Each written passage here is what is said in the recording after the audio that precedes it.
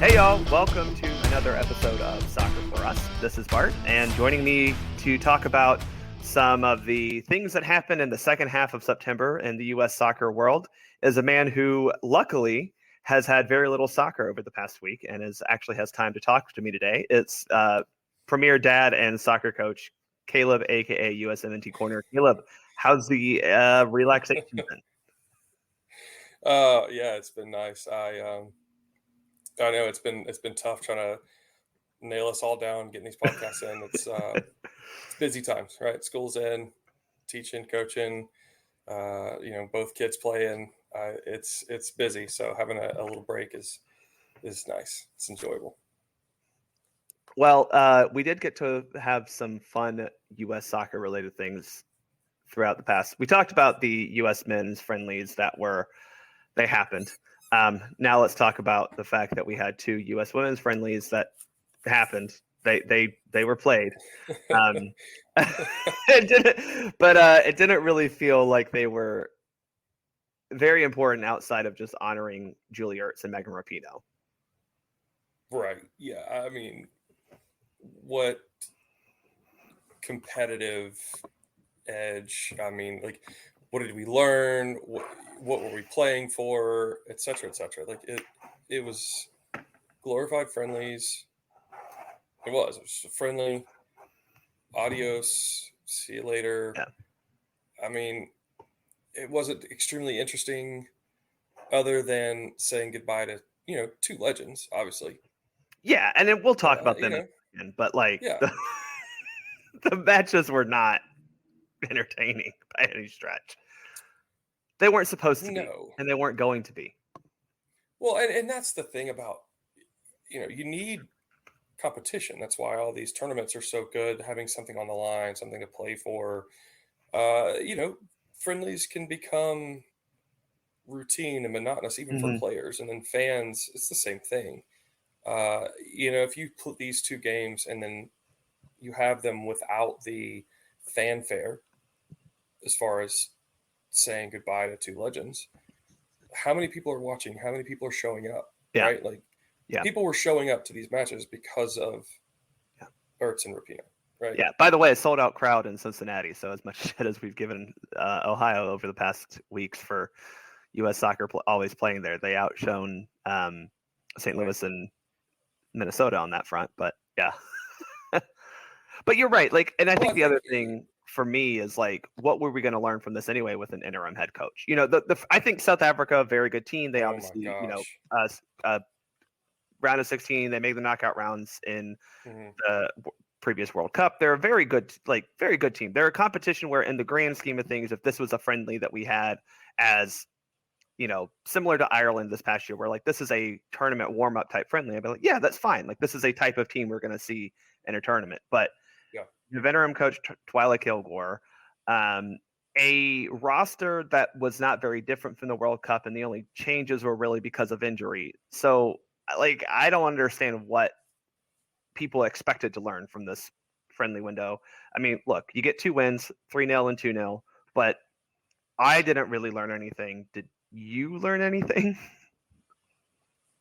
No, not at all. I learned that when we send players off, we are just desperately trying to get them goals. That's what I learned. Julie Ertz is the 9, which, by the way, I loved. It was great. Do that.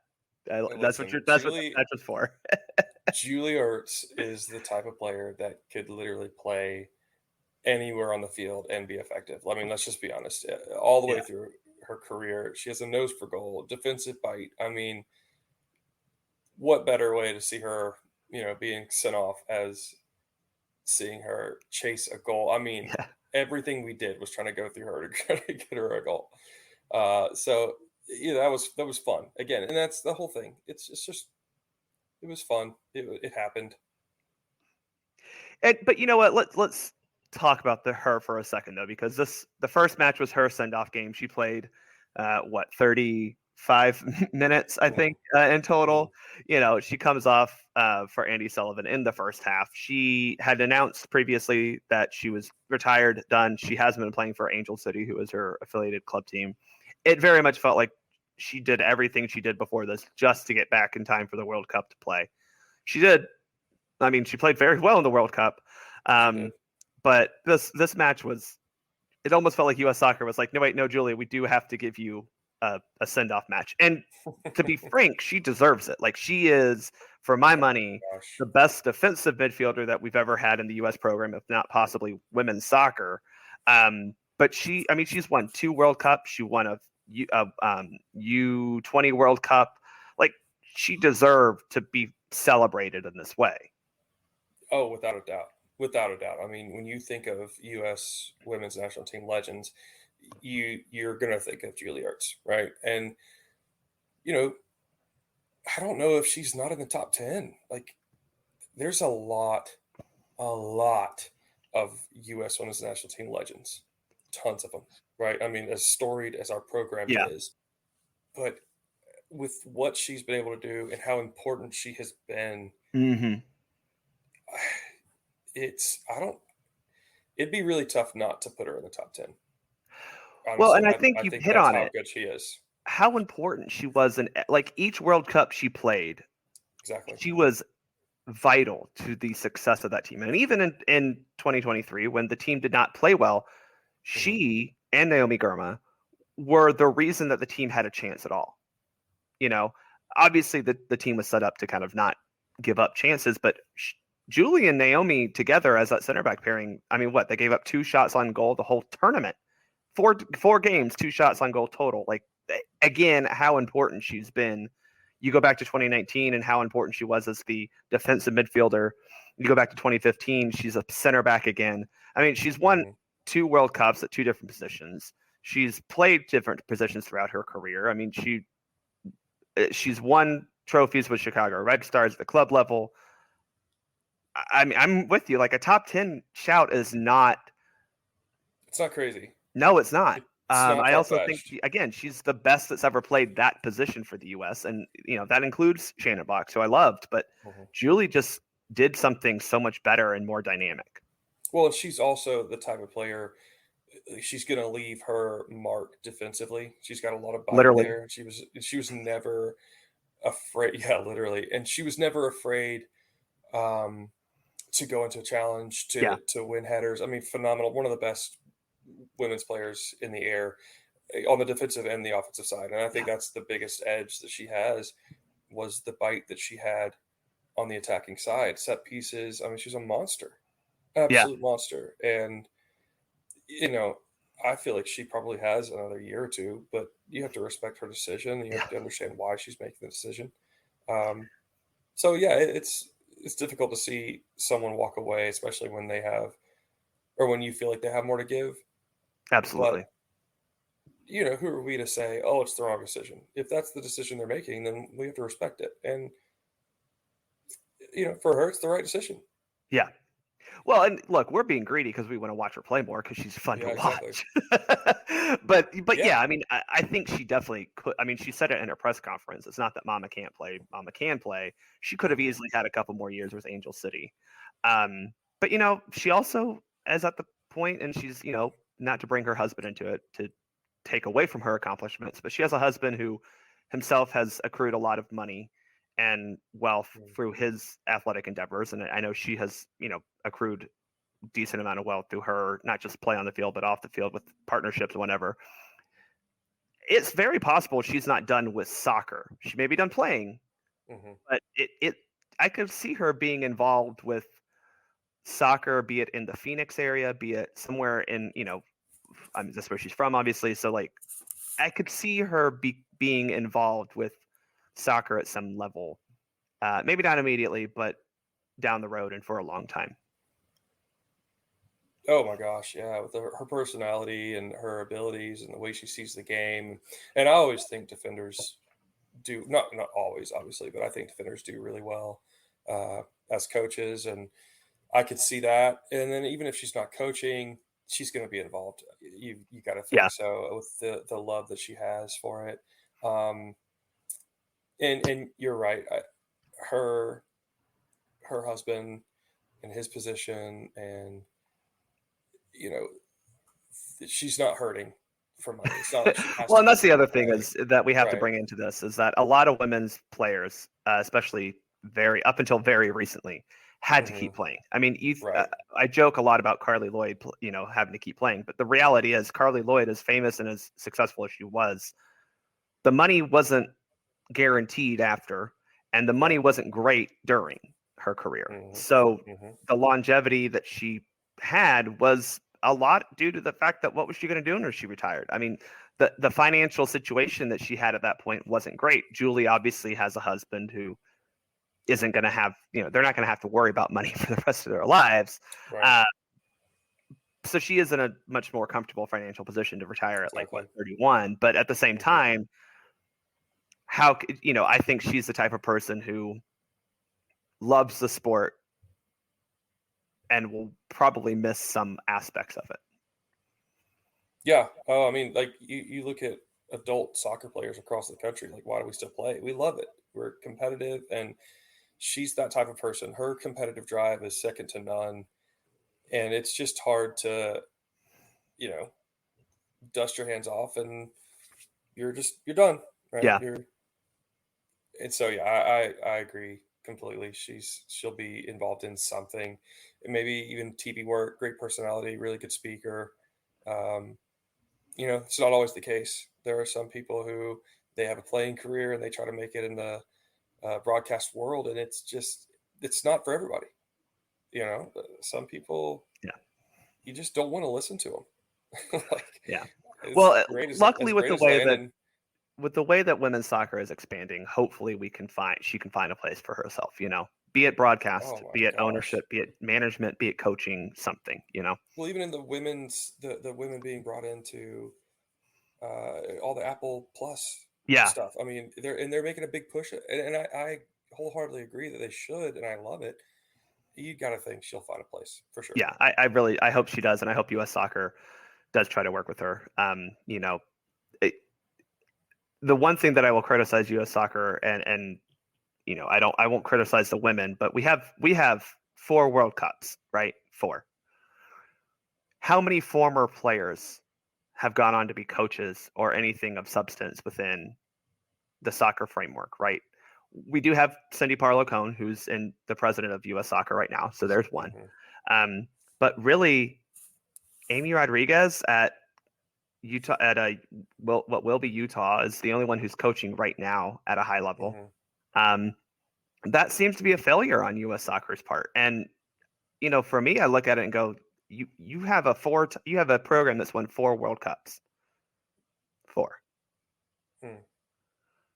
And you don't have a great pipeline of former players coaching at either the youth or the senior national team level or at the club level. I mean, that to me is a failure of U.S. Soccer. And I that brings up a bigger conversation, but that's just one of those things where, I don't know if Julie's interested in that coaching necessarily, but if U.S. Soccer were smart, they would be working with these players who are, the top of their game. Why not just open up assistant positions in the U.S. program, and then from there move on into USL positions, or even you're seeing NFL do it. Like a lot of women are making it in the coaching ranks in the NFL, right? So why not have positions like that on MLS? Yeah, on MLS side. It's not like they don't know the game. Of course they do. She's won 2 damn World Cups. Right. So you're right. I completely agree with you. I wish they would have some sort of a push to try to get them more involved. I think there are several of the former players that are doing a lot of good stuff on the youth side, which is extremely important, unbelievably important. But I do agree. I wish there would be more opportunity or more push to try to get these women involved in the growing professional ranks among women. I will say I watched her score a goal in a World Cup, so that was fun. And got to see her score in 2019 in Paris, actually, against Chile. That was pretty awesome. Little, her patented near post run on a corner kick, and she just heads it back, and it's that. We again, like you said, aerial presence, but her just ability to get to the ball first in just about any situation. I think within the women's and men's game, you got to put her. She is easily top 5, probably top 3 headers in the U.S. Oh goodness, yeah. Period. Yeah, I mean, you that's think how about talented she her, was. Abby Wambach, Brian and McBride. McBride for sure in Yeah. terms of and then after that, Mhm. it's like I don't, Right. Yeah. I Michelle mean, Akers maybe, but she, I can't speak confidently because I didn't get to watch her play enough as like a yeah, person, but it was a little yeah, different back then. But it was I a little I different. think I think it kind of leads me to the part about where she ranks and her importance within the program. I think a big part of that is the fact that there's no one behind her pushing, like really locking down that spot. Like Andy Sullivan's there, Yeah, right? We've seen some people kind of be able to play the position, but no one has just like locked down the, like, does that make sense? Like I think that's no, why it's I harder to think see I her think that go.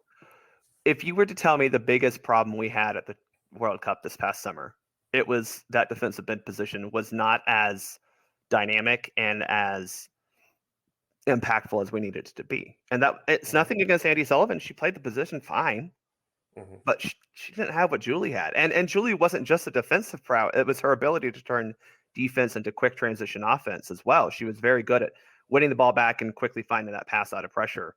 And mhm. she was great at keeping the passing tempo as well. I mean, those little things, no, I don't think Julie's going to be your best passer of the ball. That was not her game, but she was good at keeping that tempo, especially from a defensive posture, winning that ball back and quickly getting it forward. Yeah, I think that's why it's more difficult to see her step away Yeah. versus other Yeah. players Well, stepping look, away. from on the field perspective, I agree. Julie Ertz is going to be hard to replace. Right. Yes. From the locker room and the persona and the importance of women's sports as a whole, we'll transition quickly to Megan Rapinoe. Hmm. She Hmm. brings, I mean, look, she was a great player in her own right, provided some of the Yes. most memorable memories in U.S. women's national team history.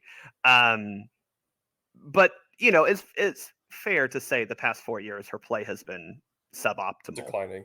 Yeah. And you look at I mean, I think one of our biggest critiques of Vlatko during the World Cup was why are we playing Pino when we have Williams, Thompson, a slew of very good attacking wingers, and that's nothing to take away from Pino because she, like as I said, she was very good. People forget Hmm. that 2019 it was Megan Rapinoe's uh, uh, tournament, but her impact and her importance on the field was not necessarily, especially in the past couple of years, about how she played, but what she meant to be on there. Hmm. Yeah, I think you look at Megan Rapinoe and love her or hate her, she put eyeballs on the women's program, period. And when you're, you know, women's soccer, we're looking for growth, right? Eyeballs are good. What's the saying? Negative press or any type of Yeah. press is good press, right? Um, so the fact that she is who she is and she was a polarizing figure, people talked about the U.S. Women's Yeah. National Team. Like I feel like across America, casual fans and people that don't even understand soccer, they're more aware of the U.S. Women's National Team they are of the men's national team. Absolutely. And whether you agree with anything or not, like that's putting eyeballs on our program, Hmm. people. And you're right. On the field, there were moments and there was a period of time where she was incredible, one of the greatest players in the world. Period. She Her won FIFA Best creativity, Player and Ballon d'Or in 2019. Now, granted, that's because of her World Cup performance, but she got which Golden was Boot and Golden which Ball at was that World Cup.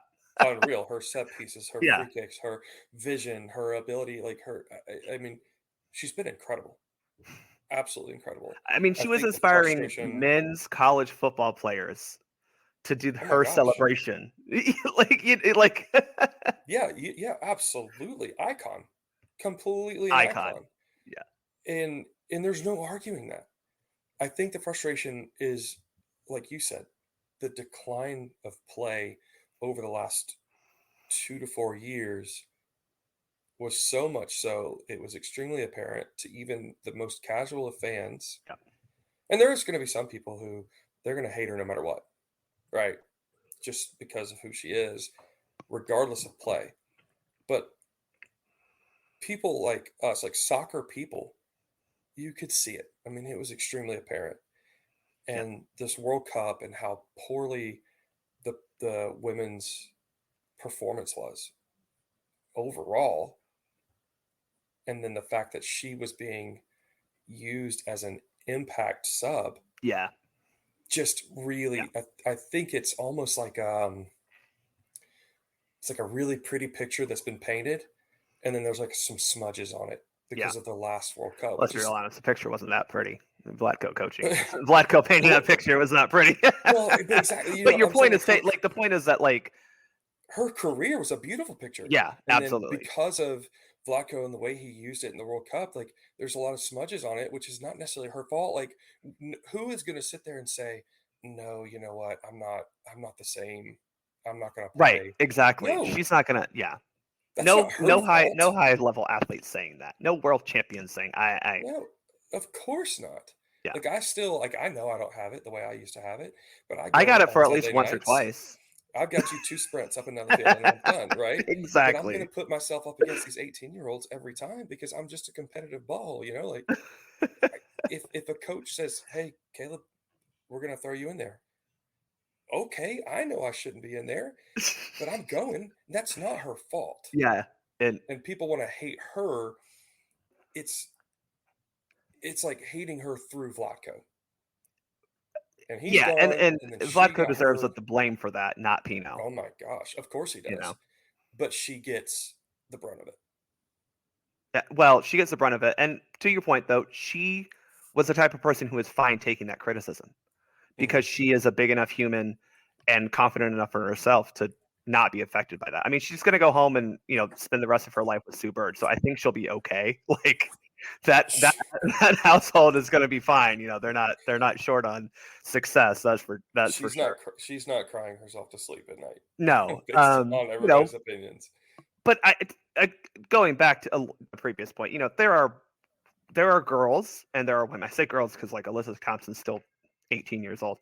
Um, Jaden Shaw is still very young. Like there are players ready to step in for Megan Rapinoe from a playing perspective, but it does feel like this current U.S. women's national team doesn't quite have that same celebrity that Megan Rapinoe was. Now Alex Morgan is very well known. Everyone knows and loves Alex Morgan, but Pino had just had a different type of something about her.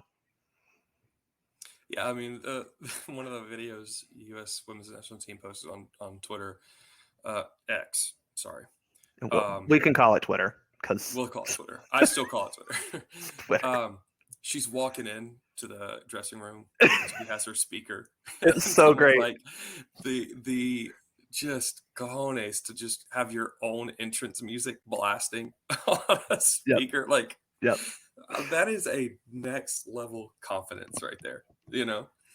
I I don't know, but you're right. There was something about her, and I think part of it is this women's generation and what they did for the women's game and the money and being treated fairly and the fact that she was front and center.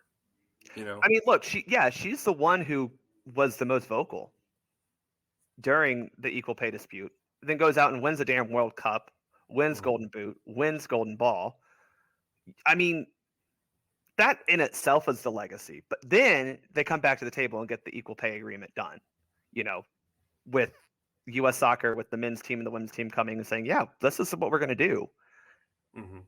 That is a legacy that lives on well beyond, the historic, iconic cross to Abby Wambach in 2011, or even, the goal she scored in 2019. That is the type of legacy she leaves.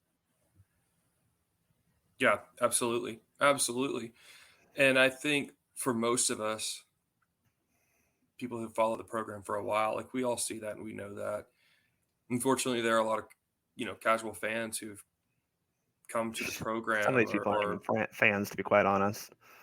What's that? Some of these people who have been, sorry, the socials have been unkind to Megan in the past couple of days. Oh, yeah. But, well, for sure. Anyway, but yeah, some of the casual fans don't quite understand. Like they love Rapinoe for the soccer reasons. Well, they know her for the last 4 years, and then so they saw Yeah. like someone who's bigger than life, and then they watched her decline.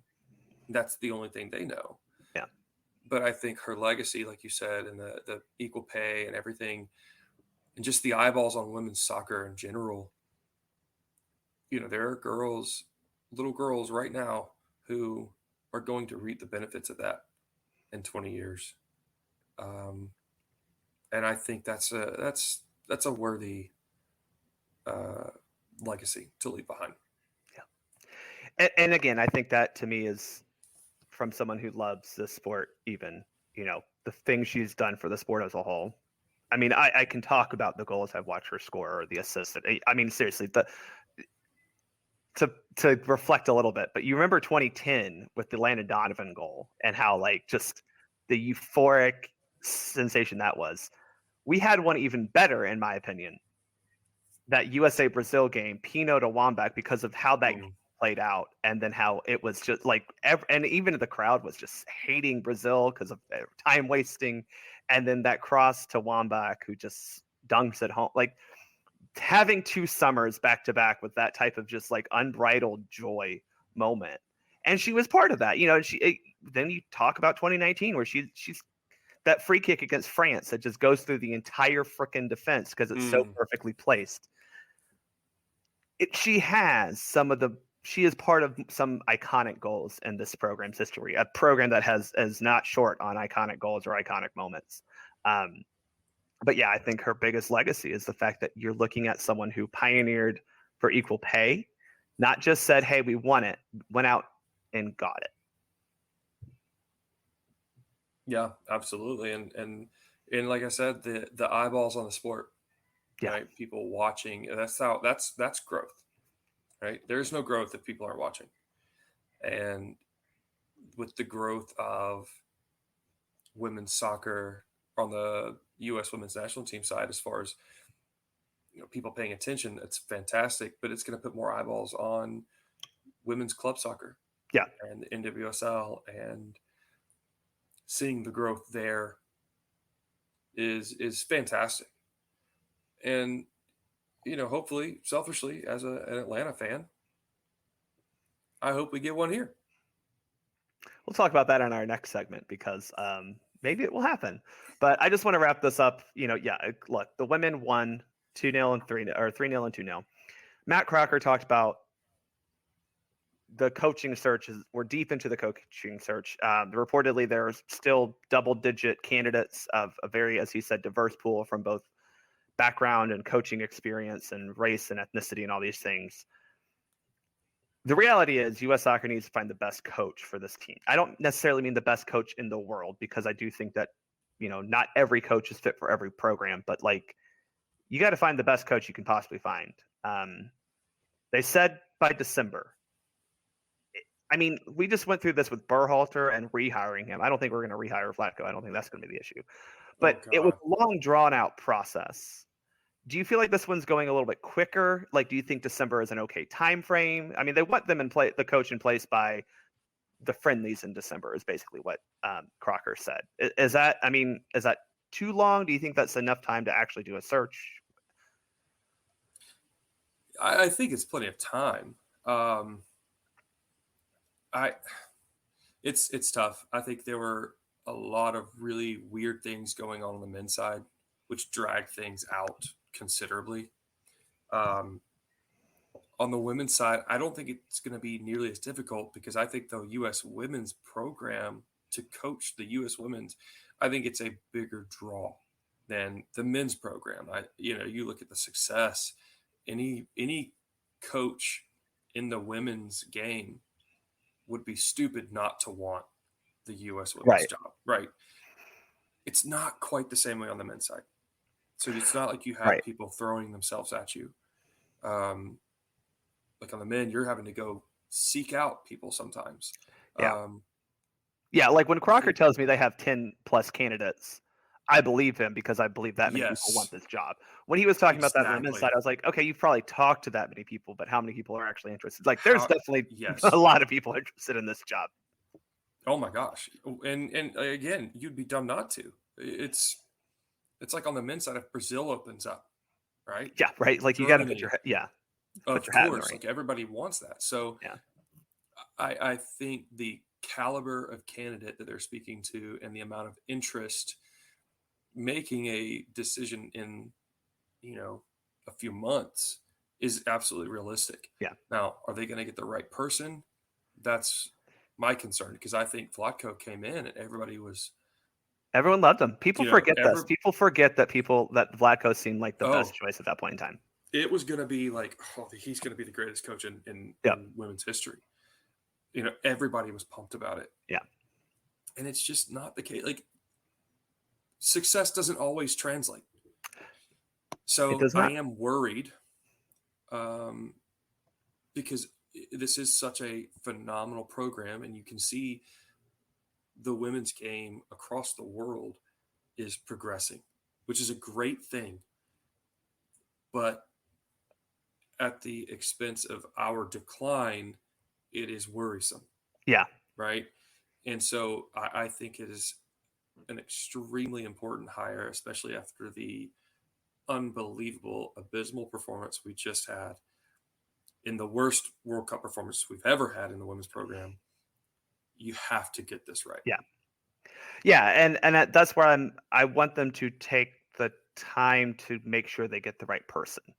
But I also think, look, I don't think you were going to get someone in time for these September friendlies. I think that's number one. Sure. Look, it ended in October, or in August. You maybe could have gotten someone in September, maybe, but I would have been cautious, because if you're not getting Serena Wiegman, you do have to go through a process of finding the right coach. I would like to maybe see that them having a better, I want to report by the Columbia friendly is like, oh, we're down to the final, whatever, 2 or 3. I do want that, because I think if you wait until December, then they don't have enough time to actually get a camp in. It's a kind of a wasted window. But my concern is you have the Gold Cup in February, so you want them to have a full window of actually finding getting the players that they think are going to help progress the team forward, but just educating. That first window is laying the groundwork for how they want to play. The Gold Cup is, look, the reality is the U.S., even under Vlatko, got through. They won the CONCACAF Women's Championship last summer without conceding a goal, and that was playing really bad, not pretty soccer. So right. I'm not worried about winning necessarily the Gold Cup. I want to win it. I'm not worried that we can't win it without proper preparation from a coach. But you have the Olympics next summer, and my concern is that people are going to put too much stock in that Olympics and look at the coach and go, well, why don't we succeed? And it's like, well, it's the Olympics, and it has changed a lot recently in terms of importance. But you can't go 3 tournaments in a row without looking good, Yeah, you look at the transition moments with the U.S. men's national team side, right? You're going from veterans to young people, I think, or young players. And I think you're seeing that on the women's side, right? There's a massive transition moment. And I don't care what kind of coach you are, how good you are, transition is difficult. Vlatko handled it very poorly. Oh my gosh. We could spend days talking about. But you're right. This next coach is going to have to deal with the transition, because you're transitioning from the generation that made 3 World Cup finals in a row. Yes. To a bunch of 25 and unders who are really freaking talented. Listen, you look at Nick Saban, his first year with Alabama, I think was 8-5, or something around there. You look at Kirby Smart, the greatest coach in Georgia history. First season, he was 8-5. Yeah. Transition is hard. So I agree with you. The next coach that comes in, I don't want people to just be so quick to judge, like if the results aren't quite there yet, because it's not easy. Just taking over a program, not only taking over a program, but taking over a program in transition makes it doubly difficult. Yep. So it's got to be the right person. We have to give them time. I think a majority of the job is going to be, who are we bringing in, personnel decisions, and how are we creating relationship and chemistry within the team, because that, I think, is vital. Men's side, women's side, I don't care. I think interpersonal relationship, I think team chemistry is absolutely massive. I would say that's one of the only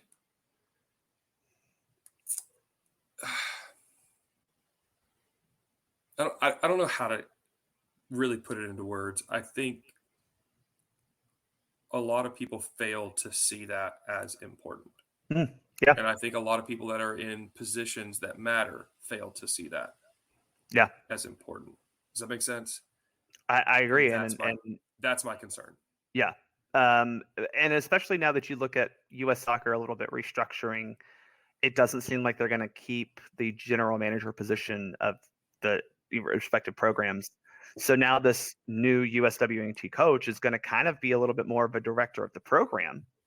So we're not even just talking about players. We're talking about, how do they interact with the youth coaches and getting them all on the same page as well.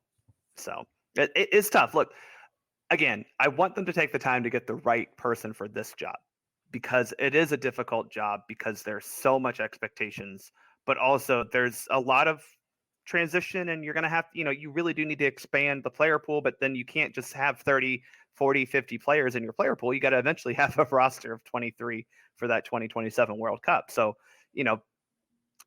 it's tough, but I hope that the process leads them to someone a little bit more inspiring than the way the men's process did. But I am more confident in this one because, as you pointed out, people want this job. Do you have a favorite? Okay, so I have a couple. I don't think there's like one right now, because again, Serena Wiegmann is taken, right? She has very clearly said she's not stepping down from England, and that's fine. Yeah. Whatever. I think there are a couple of coaches that do legitimately pique my interest and I think would be good. And I think the first one that I would call is Tony Gustafsson, who's obviously out of Australia now, but was the right-hand coach of Jill Ellis during, a lot of the success we had. Right. So that would be one that I would call. The other one I would call, honestly, is someone who was sitting on the sideline as well during these past two games, and that's Desiree Ellis from South Africa. I don't think South Africa's style of play is necessarily the way that I would want to play, but I don't think Desiree Ellis is playing that way because she is beholden to a more counterattacking system. I think it's because she realizes that that makes the most sense for the way South Africa plays. But also South Africa has been very good for the past 6 years, really. Out after they made their first World Cup in 2019, they progressed the program, and she has a lot of international experience. And I think she gets the South Africa team playing better than the sum of its parts, which very fair to say that the past iteration of the U.S. women didn't. And, I think that's kind of my thing, is like a coach who could have just somehow managed to get more production out of the team as a whole would have helped us a lot more at this tournament. So Desiree Ellis is just like my dark horse. I don't know if I would like to see her interviewed. Let's just put it that way. And the other team that I don't think people really want to mention, the one is Mark Parsons, who did not have a great stint with the Netherlands, sure. But a lot of non-Dutch coaches haven't done well with the Netherlands, so that's not super surprising. But he has the international experience. He's coaching Washington Spirit, who's been very good under him. I shouldn't say very good, has been good. He would be one that I would want to look at. And then the other one's Randy Waldrum, who's the coach of Nigeria, also head coach at Pitt, and has coached in NWSL and women's professional leagues before that. So that would be someone I would want to look at as well, because I think having international management experience, to me, is way more important in this next hire because I think that was a thing that Vlatko lacked. Obviously he did, and that was big contributing factor to why he was not as successful as a head coach. Are you extremely opposed, slightly opposed, in favor of any retreads like Pia Sundhage, Jill Ellis? Well, I don't think Jill would want the job. I think she. No, and I'm pretty sure she said that she was not interested. I think she did, but I don't know if Pia. I don't think Pia Sundhage has progressed well with the game. She did not do well with the Brazil team that a lot of people expected to do well at this World Cup. I think she's a great person and had, she did good things with us in 2011. I mean, it's not like we made a final and we were a couple of missed penalty kicks away from winning, possibly 3 in a row. I don't know if I would go back to Pia Sundhage. Yeah, I agree. I think the game is kind of passed her by. I'm with you. I think the Gustafsson shout is pretty solid. I mean, we had a lot of success with Jill Ellis, and when you have someone kind of right there along for the ride, you see a lot of things that lead to success, a lot of things that you liked, some things that maybe you didn't. So I think that's a good shout. And then the Laura Harvey, kind of looking at someone who's been there. Vlatko and Ganovski beat Laura Harvey out. For this last one, interviews, Laura said that she'd be extremely interested or honored to just have her name mentioned. So I think, again, really what you've said, what I've said, there are a lot of people interested. Yeah. I would be shocked if Laura high... Harvey is not in the top echelon of candidates because of her experience with U.S. soccer, because of her relative success in NWSL. She's had several teams play very good soccer, And I think that it's also she's kind of in that a really good age there, not too far removed, not too old. I think that matters as far as coaching, but yeah, like I said, there are a lot of people interested, but a lot of quality candidates interested. For me, who is going to because I think it's delicate. I think it's a delicate situation. Who's going to manage people the best? That's what I think we need to look at. Because you're going to have a lot of egos. You're going to have a lot of aging players, a lot of new players. How do we handle that? Who can handle people the best? Because soccer's easy. Coaches are the ones that make it hard. Yeah. We'll have plenty more conversations about who should be the next women's national team head coach, because it is the most important thing going on in U.S. soccer right now. But the thing that was actually most important for like 2 days, and will be, I think, important as we go down the line, is our next topic, which is the fact that U.S. soccer is moving its headquarters to Atlanta. This is not a surprise. I think U.S. soccer has been looking at this for probably more than a decade, and I think Cindy Parlow-Cohn especially kind of really wanted to spearhead this, and maybe JT Batson as well thought this was a good idea to move not just the offices, right? Because Chicago, great city, not even trying to knock Chicago, had the offices, right? That's where we refer to everything as Soccer House. They're now in soccer, I don't know, 2 stories of a office building, something like that. I don't know. They're moving those from Chicago to Atlanta, but not just the office building. They're also wanting to build a full-on training facility, performance research facilities, coaching and referee education facilities, and possibly facilities to host youth tournaments, right? So that's not going to happen in Chicago. Not enough land, too expensive land. Apparently it was between Atlanta and Cary, North Carolina. Cary, obviously the home of North Carolina Courage and North Carolina FC. They play at Wake Med Soccer Park. Cary is a city that is in a metro area, Raleigh, but Atlanta won. I think rightfully so. We have a real airport. Do we It's have an the airport here? airport in the world.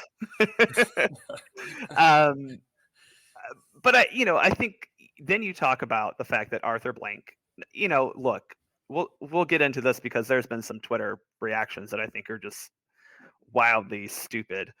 Arthur Blank says, "Hey, I'll donate $50 million to help build this facility." A lot of that is earmarked for the extended national teams training and offices, but he puts up $50 million to help start the building and search for the land here in Atlanta. This is big news from a U.S. Soccer Federation standpoint, obviously. Look, I'm not going to even say that Atlanta's on the same level of city as Chicago, because I don't think it's quite at that point. I think Atlanta's close to Chicago, but Chicago, from the worldwide perspective, and even from an importance in the country perspective, is a bigger city. But in terms of what U.S. Soccer wants to do, Atlanta, to me, is the perfect place to put this new headquarter. Yeah, I mean, like we said, we talked about the airport, that I think really helped out. And then you have someone like Arthur Blank who is showing his interest to invest. So they see like, okay, well, we're not going to have to pony up every little thing. Like we've got someone who wants us there. And I think that makes a big difference. Right. But I think you kind of mentioned it. Just land and growth opportunity is going to be easier here. Yeah. It just is. The land that's available, the prices. Even land within the city of Atlanta is going to be cheaper and more readily available than in Chicago. Right, and not to mention outside. Yeah. Where you see Atlanta United and their training grounds are in Marietta. It's outside of it. I just think when U.S. Soccer sees it, there's just so much growth opportunity. And I think it's super cool that there's going to be a phenomenal training facility. Like you see Atlanta's facility, it's state of the art. Yeah. And there's players from Europe who've seen it saying like, holy crap, this is, they're jealous of it. To have that where US could come in on the East Coast, land, hour drive, get to their destination, if that, and then have phenomenal training facilities. And they're not going to have to worry about where are we going. Like we have a spot now. Yeah. I think it's fantastic news for U.S. Soccer. I think it's great for Atlanta, the growth of soccer in the city. I was so pumped. I mean, yeah, like we're Atlantans, right? Like you and I are both from Atlanta, from this area. So for us, it's like this is amazing. I jokingly have said we're soccer capital of the USA now. We got it. But the growth that the sport has had in Atlanta over the past decade is immense as well. I mean, I think you and I always knew that like there are a lot of soccer players and fans here in Atlanta. We're an incredibly diverse and international city that people don't realize until they come here. Exactly. But Arthur Blank, you got to give him a lot of props. Uncle Arthur has put soccer in Atlanta as one of the best examples of what it can be in this country. Oh my goodness, yes. I mean, he's put Atlanta on the map. Yeah, he really has. With who he is. And so I think he jumped at this opportunity because he knows what this is going to do for our region. Not just the US, or US soccer. But it is. I think the growth of the game is going to absolutely flourish here. Because it is. I think it's a hotbed for soccer. Like you said, we know because we're involved in it, but a lot of people don't realize until they're here. Yeah. And I think it's a fantastic move. And I don't know if people are going to see the rewards or see the benefits of it immediately. No. But I think over time people are going to realize how smart this decision was. And look, let's be frank. This does not mean that Atlanta is going to get every single U.S. men's national team match. We're still not at that point. But I do think this puts us at the same type of level as a lot of the other great countries, footballing nations, where they have a central training facility. obviously the U.S., in my opinion, is too big to have one central stadium to play at. I truly, you can't truly grow the game that way. We've had that conversation on Twitter. It seems like the past 4 weeks. But having a central training facility to me is a no doubt, because people forget it's not the senior men's and women's national teams may train here once a year, for their winter camps. But we have U23s, U20s, U17s, U15s on both sides. You have the extended national teams, which is, the deaf and hard of hearing people, the physically physically handicapped. You have, a lot of other different types of soccer teams that U.S. soccer fields, futsal, like all these things. Right. Those need a place that they can go, and more importantly, a place that U.S. soccer owns, that they can build the facility they want to. To put it in perspective, right now, U.S. soccer has the headquarters in Chicago, right? We know that's where the offices are. That's where Matt Crocker and Cindy Parler-Cohen do their work, right? Most of the coaching and referee education, the big stuff, is in Kansas City, which obviously we understand why it's in Kansas City. There's, a big soccer presence there. They claim to be soccer capital USA as well. But then you also look at the fact that the men's and women's teams and a lot of the youth national teams were either training it used to be Bradenton down in Florida for the U.S. national team, but now it's moved out to L.A. at, the Home Depot Center in Carson and the U.S. National Olympic Training Centers. That's 3 to 4 on top of just the other moving locations when the U.S. men's and women's national teams play their friendlies here. That's a logistical headache, for an operation, for a federation that wants to be better. Right. So to me, this is like, why wouldn't you want all those? Like, why wouldn't you want your referee and coaching education? Like, for you, if you want to go up and get your A or B or pro or whatever, like, you're coming to Atlanta, which one is better and easier place to get to than Kansas City. But if you're the U17s, like, you don't need to know, like, oh, am I going to Atlanta? Am I going to LA? Am I going to Kansas? Like, where's my talent ID camp? Like, we know it's in Atlanta every year. We can plan this. We don't have to work. Like, all these people who claim they want friendlies and stuff for the U23s or U20s and everything and the training camps. The problem that U.S. soccer keeps running into is you got to pay to go use these training facilities, right? On top of paying for having players and feeding them and housing them and all these things. In Atlanta, you have now in Atlanta a potential hub where they just go and you own the land, you own the the dorms, like all these things that, to your point, it's not going to pay off in the next cycle.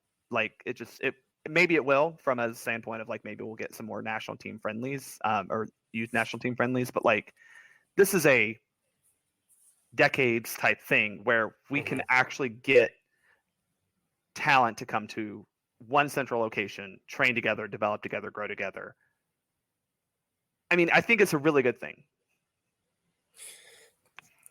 I think you nailed the part, like, the fact that we own it, that the U.S. Soccer Federation is going to own this, I think is massive.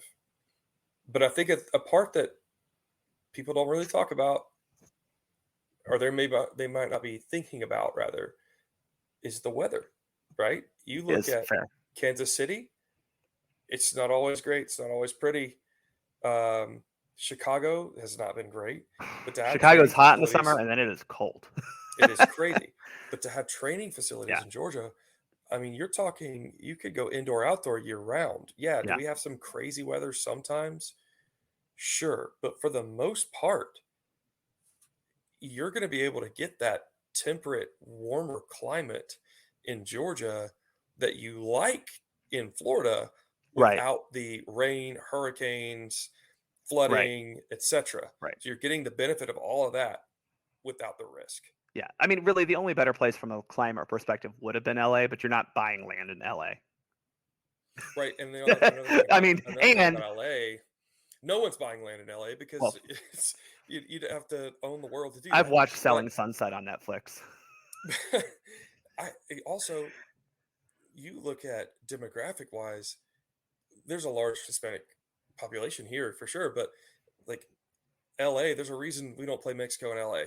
Why? Because we do, but it's because CONCACAF schedule is there. Well, but if we had a choice, that's the Mexican population is crazy there. with Atlanta, you're not having to deal with that. So I'm just trying to think of like all the Yeah. pros and cons for all the other places. Like there are very Well, little also let's be real cons. honest. Like you're not putting it in LA because now you're getting all when you have a camp with European players, they're not fly, like this is why people when they get into the Right. conversation, why don't we play these big friendlies in LA? And I wish we would because I think LA would be a great like if you put a USA Mexico friendly in SoFi, that's going to be great. Like don't get me wrong, or the USA Germany friendly out in San Diego or San Jose, that'd be great. But like you're talking about bringing Christian Pulisic and Weston McKennie and Yunus Musa from Milan and Torino to like that. You're adding 3-4 hours to their flight. Exactly. So Which I don't think people realize. And we they touched don't. on this, I think, 1 or 2 episodes ago, but the logistics of moving all these people to come to the United States, I don't think people realize how big the United States Yeah. actually is. And the fact that you can get a direct flight from just about anywhere in Europe to Atlanta / the connecting flights at least are easy. If you fly into New York, DC, Philly, any of those, a connecting flight to Atlanta is super easy as opposed to trying to get to Kansas City or Austin, Texas, like stuff like that. Exactly. So that's what I'm saying. Like the Eastern time zone, the airport hub, the land availability, the prices, the weather, like I said, you're trying to do pros and cons list for all these different places. And the cons list for Atlanta is very short. Yeah. So I just here's the question that I have though. US. This is my question. Okay. First off, do you think this is going to be so in Atlanta? If you don't know, most people who listen are Atlanta, but ITP meaning is what we delineate as like basically being Atlanta, and then OTP is basically the start of the actual suburbs, right? Do you think it's going to be ITP or OTP? It's funny. I was going to ask you the same question if you had any thoughts, or even if you've even seen anything, which I haven't seen anything. The only thing I've seen related to this at all is some random story about possibly renovating Herndon Stadium, which is where the Atlanta Beat used to play and which hosted field hockey for the Olympics. It's near the historically black colleges and universities in Atlanta. I saw a story about renovating that, but that had nothing really to talk about. Like that wasn't a direct tie-in from U.S. Soccer. There was like some dude wanted to renovate it, which he stole my idea. I've tweeted that multiple times. I haven't seen any indication on this where it'll be built. Right. I do have a location that I think would look great. Okay, you go first. So, well, mine is, and I've refereed there, and I know I've played there even as a kid. There's a place in Southwest Atlanta, close enough to the airport, called Georgia Sports Park, which is already fit for soccer. It's got like 7 fields there. Obviously, you would need to expand a little bit, but there's plenty of room on the property to build more fields and more buildings. But it's like a 5-10 minute ride from an airport, if that. It's right close to the airport, which I think would be another like thing you'd be wanting to get, is so you're not worried about like shuttling people back and forth too far. The land would probably be cheap. That's one of the cheaper places in Atlanta to probably build. And again, you've already got the wide open space. So, the fields are there. You would probably want to get them up to your standard, but it's got 7 fields. It's got space for more. And it's not far from the airport. So that would be one place that I would look. So I'm kind of on the same idea with you talking about a quick ride from the airport. I think that's important, right? Like these guys, they're flying, they're cramped, right? They want to stand up, stretch their legs to land, and then all of a sudden have an hour drive. Right. Would be miserable. So I think it does need to be quick. So you mean they're not going to take Marta? Oh, Marta. I would love to, man. I would give me Weston McKennie on Marta. Pulisic? Pulisic and McKennie both have to go on Marta. That'll be like one of the social media videos we get behind the. Oh my gosh! During a Taylor Swift concert. Oh my God! Actually, you know what? Hey, listen. Let's be real honest. I chose Atlanta because of the wings and the food culture we have here. Let's be real honest, and other reasons. Weston McKennie is about to have a lot of fun. His first training camp here in Atlanta. Let's just put it that way. Lemon pepper wet. That's what we're going to call Christian lemon pepper wet Pulisic. No, but I think, you look towards the west side a little bit and you run down Camp Creek Parkway, turns into Thornton. Alongside that, I mean, it's a road that is right there, runs straight into the airport. Yeah. they could be up that towards Douglas County, Cobb County in 10, 15 minutes. And there's a ton of property, Yeah. a ton of land where they can just clear it out and do whatever they want. But Well, I'm I trying to think, think. So the Tyler Perry Studios, which is the old Fort McPherson, which was a Fort Army. I'm pretty sure here in Atlanta. I think there might still be some property area there that they could possibly build on too, which is close to that area you're talking about for sure. well, and you look at a lot of celebrities, like The Rock had property in Cobb County. Yep. Michelle Akers lives in Cobb County. Cobb County's massive, but even on the outskirts, there's just a ton of land. Yeah. That they could just start from scratch and do whatever they want. Yep. But I think the biggest thing is, regardless of where it is, I do think a quick commute from the airport to wherever these training grounds are, I think that's vital. Yeah. I think that's really important. I think Marietta would be about the farthest north you wouldn't go on that little plane because you don't want to have, again, you don't have to take them too far. But, and the other thing you have to remember too is like you're talking about this is where people are going to work, and U.S. Soccer doesn't employ that many people full time, but like they employ a lot of people full time, and people are going to have to get there for work. So, the good thing about Atlanta, live in the city most likely, right? They, but any of these locations in the city, ITP, you can live in the city and get there, or you can live in the suburbs just surrounding it. I mean, you mentioned Douglas County. Douglasville's not far, the south suburbs of right, as you're going up 75 or 85 to the airport aren't far from there. So there's a lot of space. I think that's kind of, again, the point is there's a lot of space here in Atlanta to build. Yes. The next question though is, do you think they're building an actual stadium on that property? Because they specifically mention youth soccer tournaments, which I don't think means like the youth soccer tournaments you and I go to. I think they mean like a U17 national team showcase, or maybe a U20, like how they've had the Revelation Cup in Mexico. I'm just saying it might be something like that. I think if you do it right, you could do both, right? Like I think you would, yeah. You look at if you build a 15,000, 20,000 seat stadium, and that might even be too big. I don't know. I kind of hope they do, but I don't. Yeah. But 15,000, right? If you had a 15,000 seat stadium as the hub, and then you had fields off of it, youth tournaments bring a ton of money. Yeah. In. And if you're using U.S. soccer facilities to do these tournaments, that is massive. So you bring all these people in, you're bringing money because you're going to have hotels around, food around. You're bringing money to the area. You're putting money into the program, into U.S. soccer, because now people are using their facilities for these tournaments. And youth soccer tournaments, I know, you ref, I coach, they're huge. They're stupid.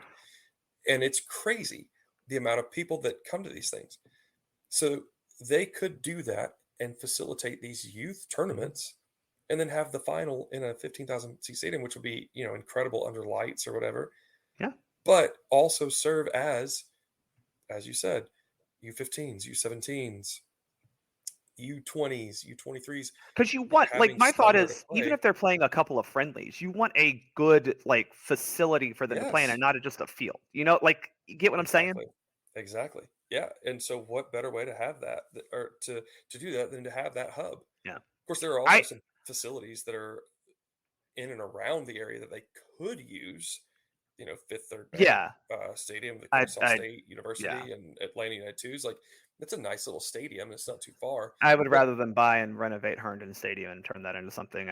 I don't like I don't like the location of Fifth Third, but I'm also someone who grew up in Gwinnett, which is on the opposite side of the city from there. But I was there when it opened. It's just kind of far away.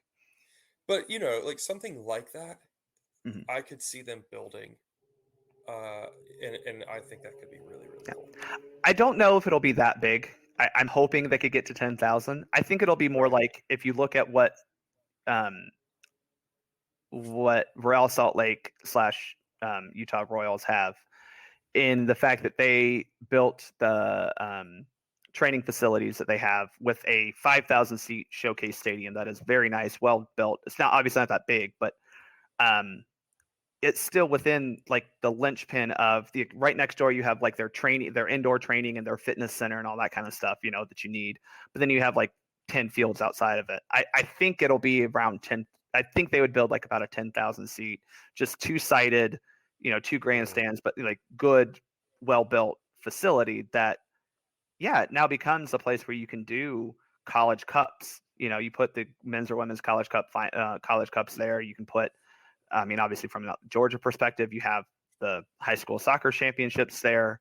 But you can actually have real matches there for the men's and women's youth national teams, even, to an extent, the extended national teams. We talked about the deaf and, differently abled people. We have the Deaf World Cup going on right now. Like, they need a place to play too, and so having, again, a legitimate stadium, just right.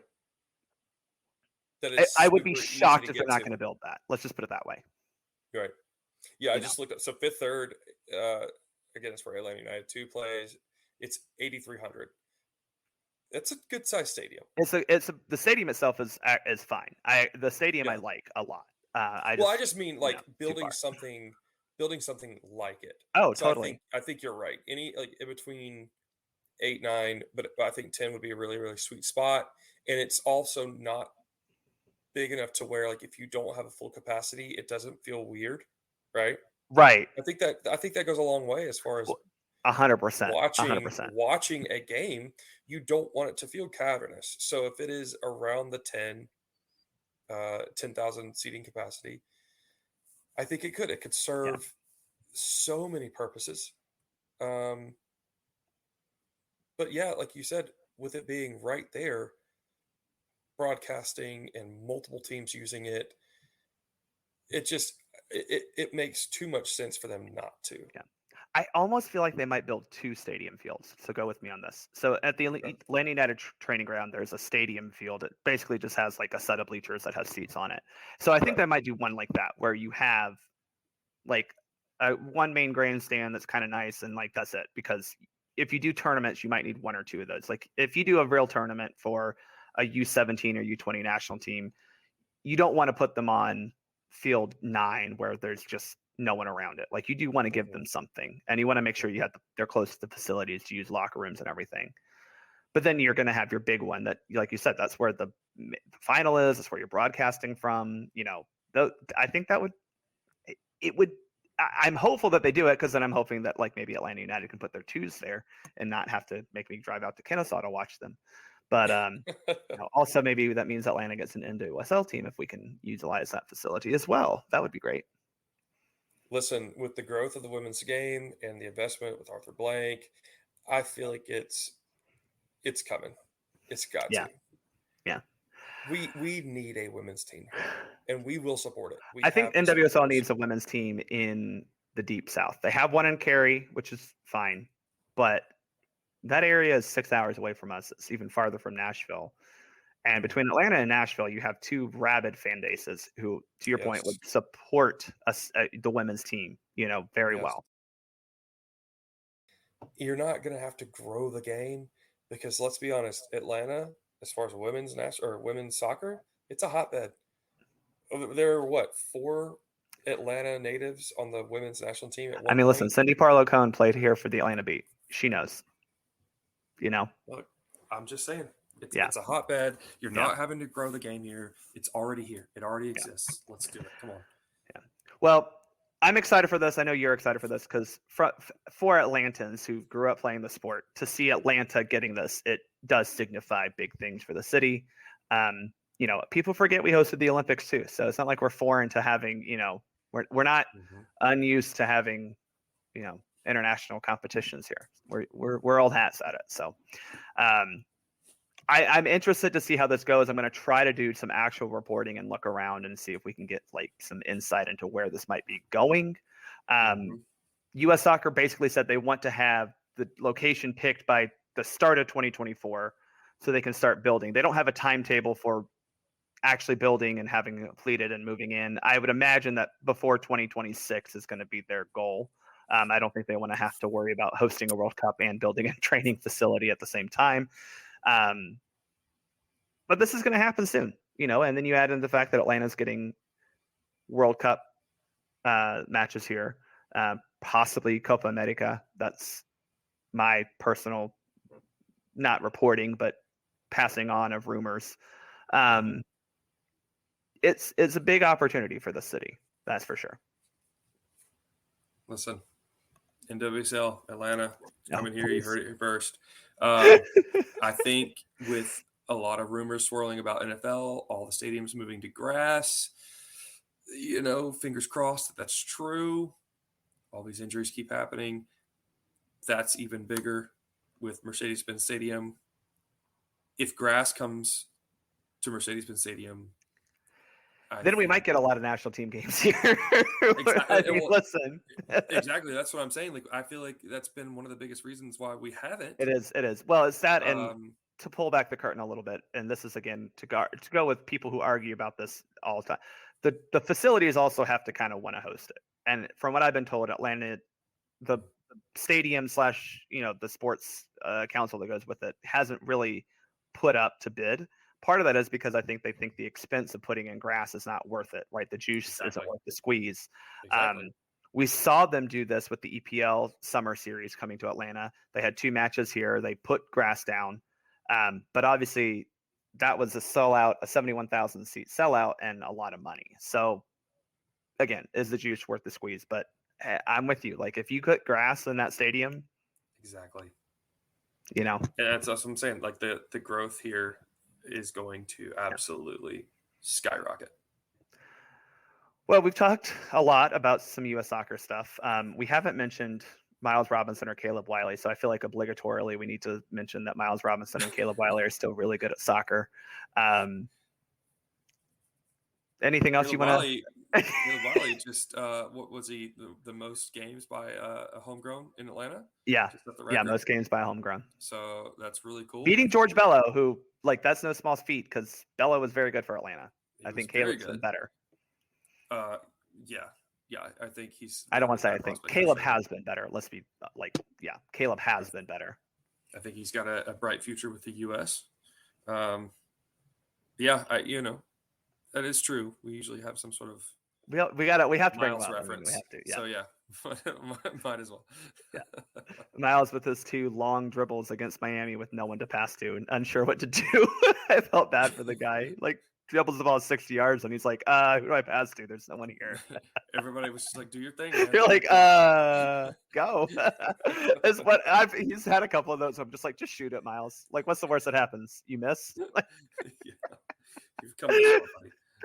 All right, Caleb, thanks for talking with me about some of this U.S. soccer stuff, and I look forward to talking with you more from the capital of soccer in the United States. You know it. Make sure you follow him on Twitter at USWNT Corner. Thanks, everyone, for listening. Don't forget to subscribe to Soccer Down Here and follow the show at Soccer for Us Pod. I'm Bart. I'm out.